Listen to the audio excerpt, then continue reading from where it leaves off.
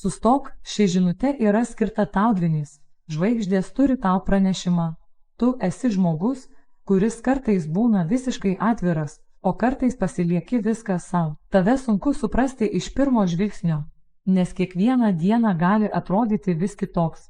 Kartais esi labai bendraujantis, bet tik tie, kurie pažįsta tave giliau, žino, kiek minčių vienu metu sukasi tavo galvoje. Tu greitai prisitaikai, esi smalsus ir dažnai ieškai naujų iššūkių, net jei pats to garsiai nesakai. Artimiausiu metu dvyniams atsiveria langas vidiniam aiškumui. Nors aplink gali būti chaoso ar daug reikalų, tavo mintys staiga susidėlios į vietas. Tai puikus laikas priimti sprendimus, kuriuos atidėliojai. Būsi pastebėtas už idėjas, kurios kitiems atrodys gaivios ir drąsios. Asmeniniuose santykiuose svarbu kalbėtis nuoširdžiai. Ne visi gali suspėti su tavo minčių greičiu, todėl verta pasidalinti tuo, kas rūpi. Darbo ar veiklos srityje gali atsirasti naujas pasiūlymas ar projektas, kuris iš pradžių atrodys nedidelis, bet vėliau atvers platesnės duris.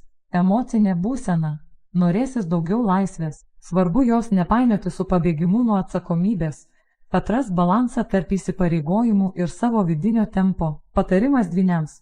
Kai galvoje 1000 minčių, verta išsirinkti vieną, kurią šiuo metu svarbiausia įgyvendinti, žingsnis po žingsnio.